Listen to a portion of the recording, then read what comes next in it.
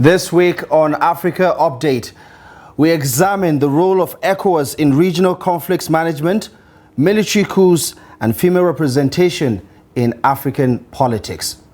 This is Africa Update from Nigeria's capital, Abuja. I'm Abdullahi Ahmed, standing in for your regular host, Ayuba Ilya. Welcome to the show.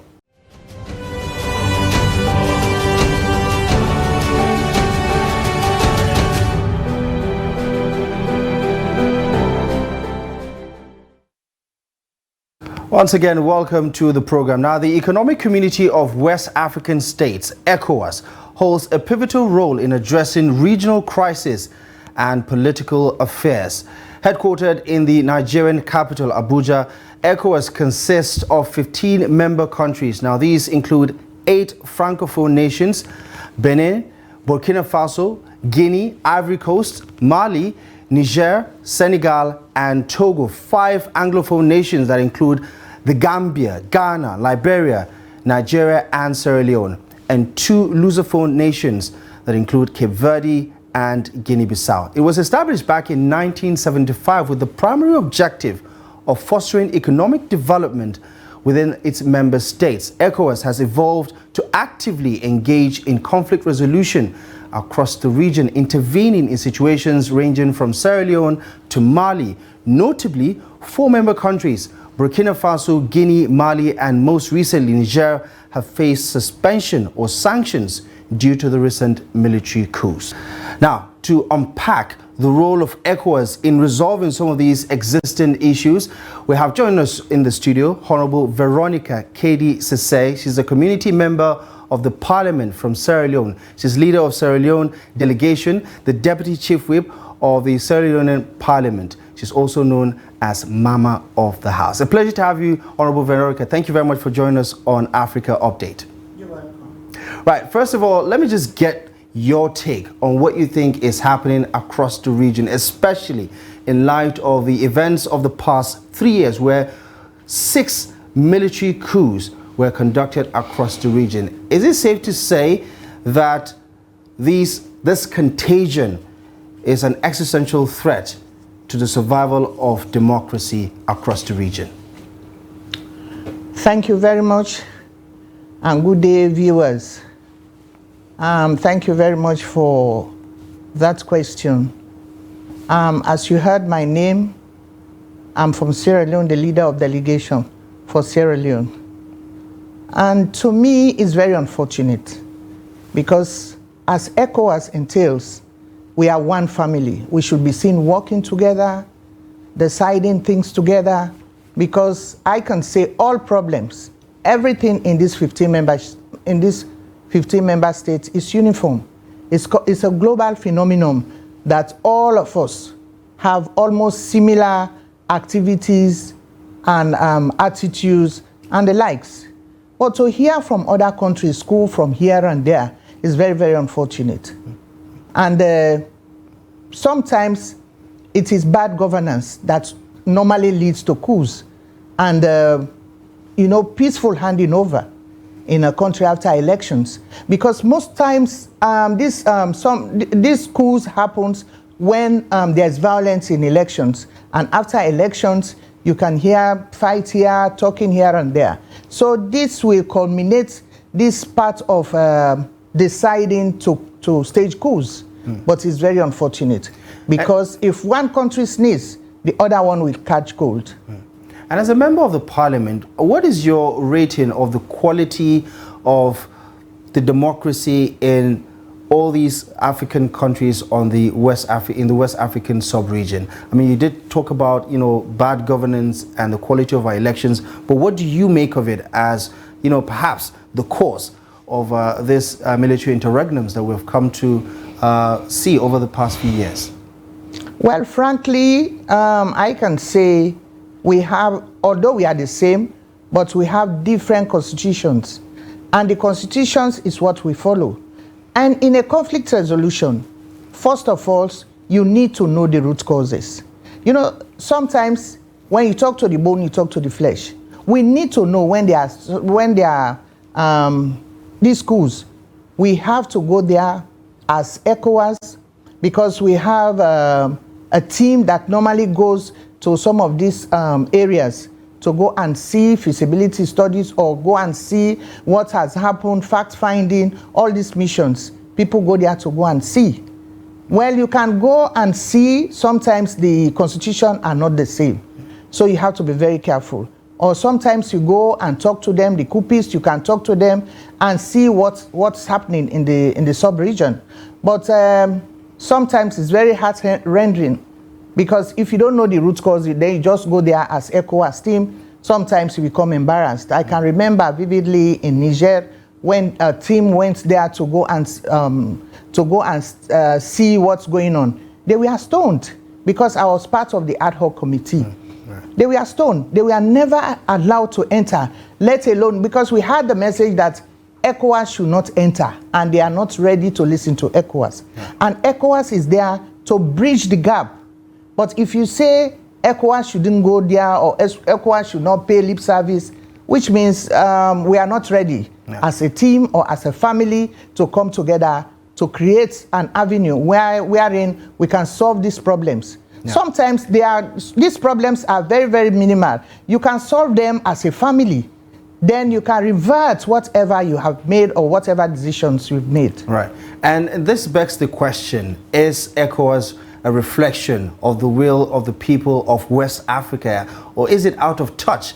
Especially pointing to that incident back in July, the military takeover of Niger Republic and the ouster of President Bazoum. Give me a sense of what you make of the regional bloc and how aligned it is with the views of the people it is representing. Well, normally you have to listen to the views of the people. And when, as an ad hoc member, we try to have some interviews from other people, from the people out there, you know, what they were saying is that they were not given the chance to be listened to, and also the sanctions that were made for them. And you know, if you create sanctions for the country, it's not only the coupists that will suffer, the masses will suffer. So that is why we need to listen to the people, the voice of the people. Sometimes when there are coups, when the coups are really, you know, agreed with the community, you will see them jubilating, dancing with whoever made the attempt. But if they are not in compliance with what the coupists are bringing up to them, they will not accept it. So it is time for ECOWAS, for the intervention of ECOWAS, because we are there as a family, we come together, we ask, we try to work. Because now we are talking about 15 member states, as you have highlighted. But now we are talking about 5 missing. Recently it was 4. Now we are hearing of 1 added to 5. So meaning we are losing gradually. Right. So it is time for ECOWAS really for us to step up as a family so that it cannot happen. Recently you had what happened in Sierra Leone. Right. But because of the intervention of the loyal soldiers, and without accepting from the acceptance from the citizens, the civilians, that's made it not happened. Right. And we call it as an attempted coup, a failed attempted coup. Right. And I'm happy you brought that up, because that's where the next question is going to come from. And you did talk about how the military coups are symptomatic of either bad governance or some sort of political instability that it's a reflection of how the system is malfunctioning. Give me a sense of your home country, Sierra Leone, and what could have, you know, allowed something like this, for instance, to happen. You know, it was averted, but then again, the threat is still there, isn't it? Well, I cannot say it is not there, because it's amicably cooled down now. But for the breakage of the prison, the correctional center, and people are on the run, so you cannot say it is cool as at now. But for now, arrests have been made, and people who are out of the prison, some of them have surrendered themselves to the prison. You know, it comes after the elections. The elections on the 24th of June, it was free and fair. But because, you know, some people want to hold on power, or people want to come and interrupt, when they say it's free and fair, you say, no, it is not free and fair. So you come with your own take or do whatever you want to do. This has brought this thing in Sierra Leone. And you know, after the elections, we had some fracas between the main opposition party and the ruling. You know, they failed, they refused to take part in governance. But because of the political will of the president, because I'm in the ruling, not that because I am in the ruling, he had to accept most of the things. Come, let's dialogue, the dialogue, and parties, other political parties came in, other institutions came in, and we have a commission that is there for peace and cohesion. They were there, and our donor partners also were there. They came, they made you know, three-way dialogue. So they come together. They gave some things that they wanted to be done, and it was done. They said that the president should go and make a public announcement for peace. He did that. And with that, then all of them, because they refused to take part in governance, the MPs, the councillors, the mayors, and they refused to take part in governance. But after the dialogue, all of them came to adhere to their oath, and we are there amicably working. And you know, the working was fine. We are there interacting and everything. Just of a sudden, we had from the 26th, the early hours of the 26th, that shooting was all over, and the armory was break, and even the prison, hardcore criminals went out. You know, all those things. It was so heart-rending, because it is this time that we want to see government developing. It's a fragile government. We want to, now they are starting and people have accepted, you know, everybody is here about going out, you know. Since this, the Ukraine and Russian war has made the inflation so difficult, so, you know, frustrating. So you see, people have started to manage their lives. Then just of a sudden, it took a U-turn. For a lot of observers who have opined on some of these developing issues, whether it's the Mali coup, the Guinea coup, the Niger coup, or the recent attempted coup in Sierra Leone, they say that, listen, while the ECOWAS has some sort of role to play in managing and resolving some of these conflicts across some of these member states, 5 of them, as you pointed out, it is, in realistic terms, a toothless bulldog that can only bark but cannot bite. I mean, even with the application of sanctions, we have not seen the reversal to civilian rule in all these countries that have witnessed these military coups. What do you have to say to that? Do you think, as a member of the parliament, that all you have at your disposal are tools that cannot necessarily effectively bring about long-lasting change? I think with time, it can change. I believe, and I presume, if we really, that's what I said the last time, that ECOWAS need to step up. And this is what we are, and even as at now, as at today, we are giving our reports, country reports, and we go into the country reports and we see what are the challenges that you face. So when you highlight your challenges that you face, we put them on the table, we discuss at the plenary and see what we do. But it's very difficult, because sometimes you might be planning good things. You can't decide to do good things. Well, some of unknown persons will just come out from the other end that are, you know, sometimes they are being supported by whoever we don't know. So they just come to try to interrupt. But as ECOWAS, I believe we have all similar problems. We should come together as a team, very strong, and is not only condemning some of these schools, but also to bring those people to book, so that they can really nip these things on the board, so that it will never happen again. But we have not seen much of it, punishment or what, because I don't know the reason best to anybody, but it's not only the body of the parliament. We have also the commission that can step in, they will work together, because we are all in the same field, the commission and the parliament. We cannot work without the commission, and the commission can't work without parliament. So it's a concerted effort wherein all of us will come together to make decisions. And in the plenary, we'll go there and try to debate. We see the pros and cons and what are the challenges and the success stories, so that we can put them together as a team and bring whatever thing that we decide that will be good for the communities. Right. Well, we're going to take a moment's break. There's a lot more to discuss, especially as we take a look at women's participation in political affairs across the region. Is there an improvement, and can the parliament do something to engender the participation of women significantly in political and governance affairs across the region? More on that on Africa Update after the break. Join us again.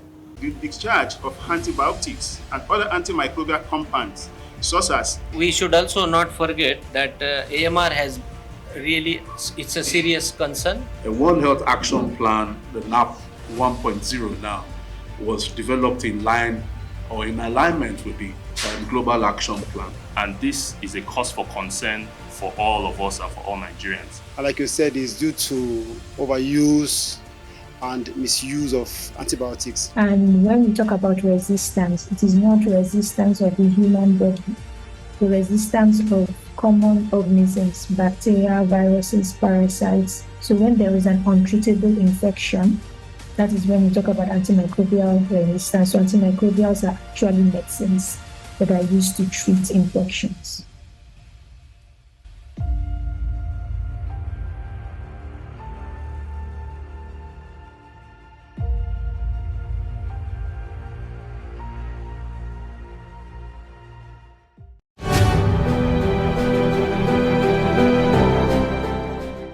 Welcome back to the program. Thank you very much for staying with us. You're watching Africa Update on Trust TV. On the program this week, we're examining the role of ECOWAS in managing conflicts in relation to military coups that have inundated the sub-region over the past couple of years. And we have been in conversation with Honorable Veronica Kedi Sese. She's a community member of parliament from Sierra Leone, the leader of the Sierra Leonean delegation.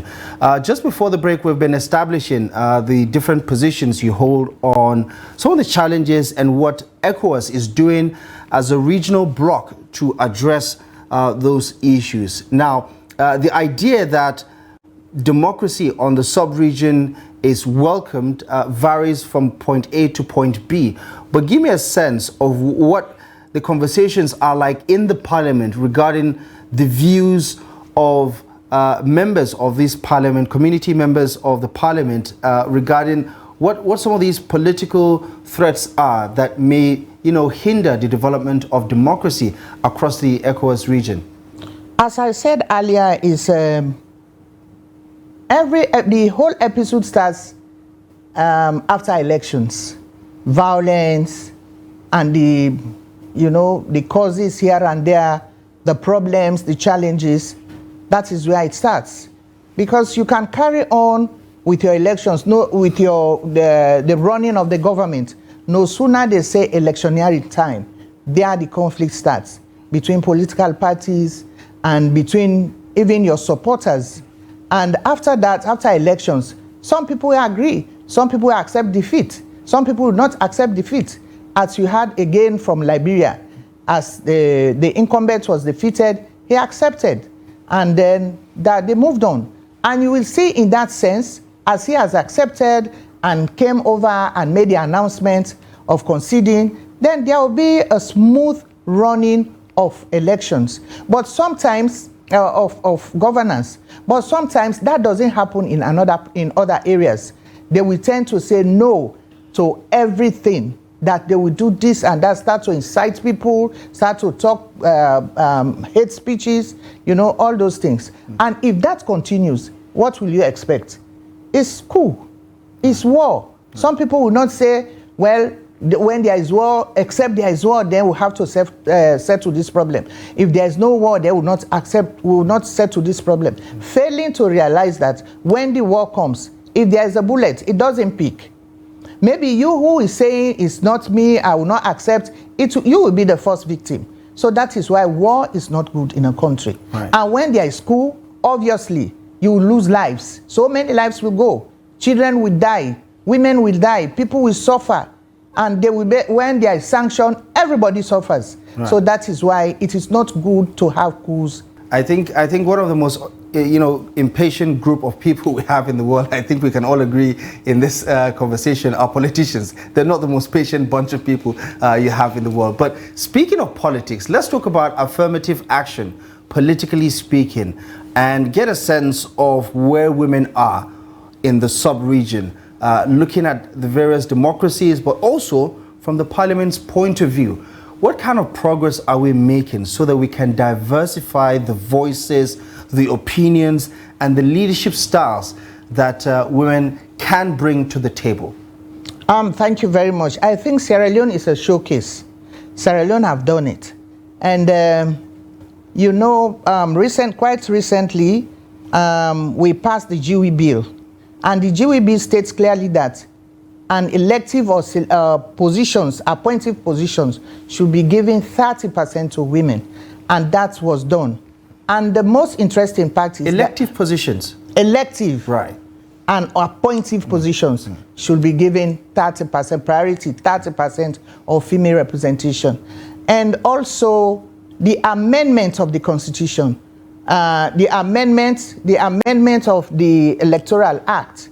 We amend the Electoral Act, wherein we insert the 30% of female representation there. And also the proportional representation, not first past the post. If we say first past the post, we'll continue to struggle as women. What the government did, there was a political will, first of all. There should be a political will. If the president agrees and has to work with you people hand in hand for the women, it will be a soft sale. And that is what happened in Sierra Leone. There was a political will, and the president gave his consent that whatever comes, he will make sure that he gives the 30% of female representation. So he backed us up. And also we brought that in Parliament, and there was an amendment states that every in the list of parties, you have to give every 3 candidates stated there should be a female. Every 2 candidates, one should be a woman. And that was what brought us in. And with that, we have this for the first time in history. We have 30.4%. We have 42 women in Parliament as at now. Considered the last Parliament was 15%. 15%, we had only 19 women in Parliament as out of 135. Now we are talking of 41 women and 1 paramount chief, making 42 women. Right. And that is a great stride for women in Sierra Leone. I think we are there, people should copy from us. It was a district block system. That is very, very easy system. It's a very easy system for any country to achieve, because if we say it's first past the post, there will be problem, because the women will be bullied, the women will be, there's no money, all sorts of things. And give us a sense of that, how this new initiative or new policy direction is adding value to the governance process in Sierra Leone, for example, and what other countries need to learn from this initiative. It was very easy, the district block system, as I told you. The proportional representation, wherein it was stated and it was taken to Parliament, it was passed that as I said, every 3 candidates, for instance, if you have 10 constituencies, because it is not constituency now, it's district block. If there is 10 names that have been sent, the 10 names, after 2, there should be a woman. After every 2, there is a woman. We have to confirm that with the PR system, the PPRC, those who are responsible for the registration, and we urge them. And also the women of all spheres went out to lobby, sensitization, talking to everybody in the villages and everywhere. It's not only in Parliament, but every walks of life. There should be 30% of female representation. And even as at now, in the appointive positions, like the executive, they have more women. They have women there, 30% of women. Even the deputies, because it was clearly stated, and it is being written in the black and white. It was amended, it was written, it is now written in the law books that 30% of female representation, even in all works. And there should be a gender desk in all MDAs. To all MDAs, there must be gender desk to make sure that this 30% is being achieved and is being actualized. Right. And we are there as Sierra Leone to showcase. We have the expertise to show how we came about it. You have to lobby, you lobby parliament, you lobby your colleague parliamentarians, you go down to the villages. Even the villages, we cause that noise so that they can have more women in parliament. And if they nominate any woman in your area, you have the, you have the courage, you should have the courage to go around to rally your fellow women so that they can have more women in the districts. Right. It's very interesting and refreshing to see Sierra Leone lead the pack in this progressive thinking of equality and improved political representation for African women who indeed do have a lot to offer. Honorable Veronica K.D. Sise, Member of Parliament representing Sierra Leone, thank you most kindly for joining us on Africa Update. We really appreciate the conversation and your thoughts on these issues today. Thank you very much for coming. You're welcome. Thank you. Well, that's our show for today. Thank you for this week. Thank you very much for joining us on Africa Update. Be sure to check us out on our social media platforms on Trust TV so you can catch up with more contents. We'll see you next time. Until then, it's goodbye from me, Abdul Ahmed, and the rest of the team. We'll see you next week.